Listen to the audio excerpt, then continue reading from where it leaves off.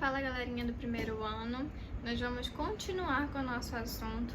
Eu sei que tá maçante, tem muita história da arte, mas o ensino médio é assim mesmo. Vocês vão aprender mais história do que arte nesse período. E a ideia da arte no ensino médio realmente é analisar a obra. Então, por enquanto estamos longe uns dos outros, a gente não pode dar uma aprontada e fazer os serviços manuais. Então eu tenho que aprender a lidar com isso e vocês também. Mas prometo que a gente vai tentar se divertir rindo dessas loucuras que acontecem na arte no período histórico. Bom, só um contexto pré-introdutório. E o carro me atrapalhando. Cuidado, não é fácil pra ninguém. Sim, só um contexto pré-introdutório pra gente começar a falar sobre o nosso movimento artístico de hoje. Nós estávamos lá no Renascimento, virada de século XV para o XVI, e agora a gente chegou no maneirismo. Maneirismo é o que, Lana? De ser maneiro? Não, pera lá, aguenta aí que eu vou explicar pra ti. Maneirismo, ele tava rolando lá no século XVI, e eu peço desculpa porque o carro vai continuar passando aqui, porque é complicado. Lá no século XVI, e ele não vem da palavra maneiro, como a gente acha, tipo, maneirismo. Pra ser sincera, ele é um movimento de transição. Embora ele tenha ocorrido bem no meio do século XVI, ele é um movimento que tá ali no meio de um e outro. Então ele fica ali entre o Renascimento e o Barroco. E são dois grandes movimentos que tem muita coisa pra falar. Então, no Renascimento eu gastei muito tempo falando sobre ele, depois eu falei sobre o Da Vinci, que foi o cara que marcou esse movimento do renascentismo. E agora a gente vai entrar na arte maneirista.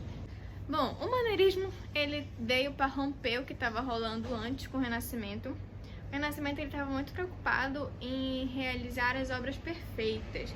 Era um movimento meio academicista, que as coisas tinham que estar perfeitas aos olhos humanos e se assemelhavam muito eles queriam se assemelhar à perfeição porque o motivo das obras, embora o Renascimento não tivesse tão assim ligado à igreja, o motivo das obras geralmente era relacionado à igreja católica. O maneirismo também não consegue sair dessa questão de trabalhar para outros tipos de lugares, por lá, sei lá, os mercenas, famílias ricas e etc. Ainda é muito relacionado à igreja, como vocês vão ver nas obras que eu vou mostrar a seguir. Porém, ele vem para romper com as referências clássicas da idealização, da beleza. Um detalhe, tu não sei se tu já fizeste a experiência de copiar e colar a imagem do Google no Word, e quando vem do Google a imagem quando cola, a imagem fica esticada. Mano, se tu viu isso na tua prova, uma imagem que parece que tá esticada, que não tá no formato original, maneirismo. Lana, me explica isso direito que eu não entendi. O Renascimento ele estava muito ligado à questão grega, né, do padrão grego, do formato do corpo. Eu até conversei com vocês numa aula passada, não lembro quando, mas conversei já, que o padrão grego ele idealizava o corpo humano perfeito no formato de 7 cabeças, tipo 1, 2, 3 e vai. A estatura perfeita, o corpo perfeito, o tamanho perfeito. No maneirismo eles não estão nem aí pra nada, eles querem ocupar um maior espaço sem ter que usar muitas técnicas, muita tinta, sem ter que ter o trabalho de preencher essa imagem com mais coisas para que ela preencha um lugar maior. Eles simplesmente esticam as imagens, então as coisas ficam mais alongadas. Então uma característica muito fácil de encontrar, de identificar uma obra da outra, porque a maioria dessas obras desses períodos da Idade Média são todas de motivo religioso, então o motivo religioso não é bem um parâmetro para tu ficar comparando obra. Compara a questão visual. As obras do Renascimento elas têm uma perspectiva mais realista e mais idealizada, então tudo é bem perfeitinho, lembrando lá dos padrões gregos.